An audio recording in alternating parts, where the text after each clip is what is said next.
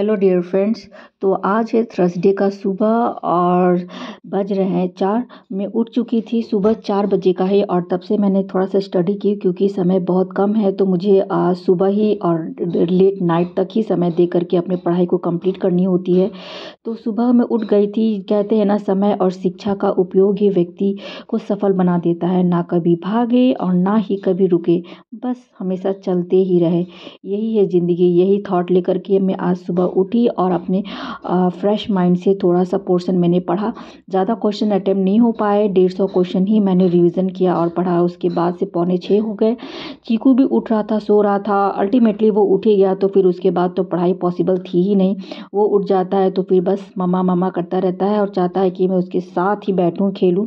तो फिर मैं उठ ही गई और हर रोज़ की तरह फिर वही फ्रेश होकर के मैं किचन में आ गई। और किचन में जाने के बाद मैं कुछ कुछ बनाई क्योंकि सुबह ही चीकू को कुछ नाश्ता में खिला देती हूँ तो उसका पेट भरा रहता है, तो वो खुश रहता है और अपना दिन भर खेलते कूदता रहता है। तो मैंने सुबह रोटी बना दिया चीकू के लिए और चीकू के पापा को भी ऑफिस जाना है तो मैंने ब्रेकफास्ट भी उनके लिए बना दिया है।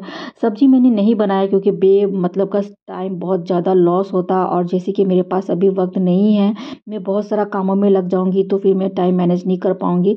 इसीलिए मैं सब्जी ज़्यादा करके ही रात को बना लेती हूँ ताकि मैं सुबह अपने हस्बैंड को मैं वही टिफ़िन में दे देती हूँ गरम करके। अच्छा से ख़राब नहीं होती है क्योंकि ठंडी का सर्दी का दिन है तो ज़्यादा ख़राब नहीं होता। मैं फ्रिज में करके रख देती हूँ और फिर सुबह उसे अच्छे से गरम करके मैं नाश्ता सबको कर देती हूँ, टिफ़िन भी भेज देती हूँ और हम ब्रेकफास्ट भी कर लेते हैं। उसके बाद में जब लंच बनाती हूँ तो उसमें फिर से मैं गरम सब्जी, दाल चावल रोटी सब एक साथ बना देती हूँ।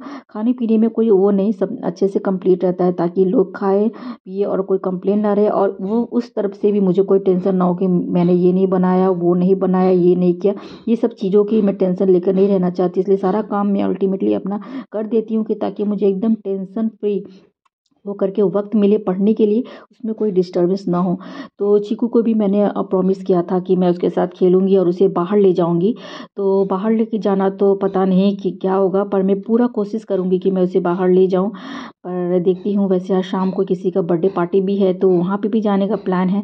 तो मैं अभी कोई फिक्स नहीं की हूँ क्योंकि पढ़ना भी है और अगर देखती हूँ माहौल कैसा रहा उस हिसाब से मैं चीकू को बाहर घुमाने ले जाऊँगी या फिर मैं पार्टी में चली जाऊँगी। तो मुझे मैनेज करना पड़ता है। अगर मैं सब कुछ करूँगी, बाहर भी जाऊँगी और घूमूँगी भी तो फिर टाइम मैनेज करना दिक्कत हो जाएगा।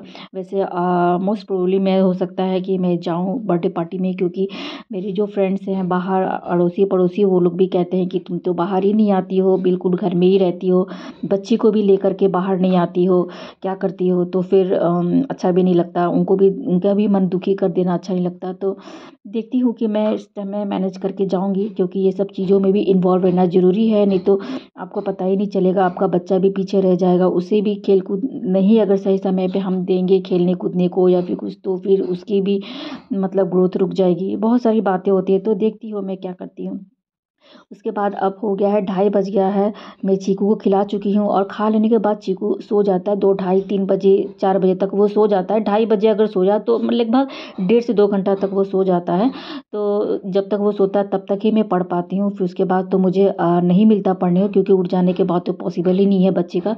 बहुत कुछ देखना पड़ता है, छोटा मोटा काम, फिर उसके लिए मुझे नाश्ता भी बनाना पड़ेगा उसके खाने के लिए। फिर बाकी मेरे हस्बैंड भी आ जाएंगे ऑफिस से और भी लोग घर परिवार के लोग आ जाएंगे तो मुझे उनको भी देखना है। तो बस यही समय है तो मुझे अपनी नींद पे कंट्रोल रख करके अपने पढ़ना है तो मैं पढ़ रही हूँ।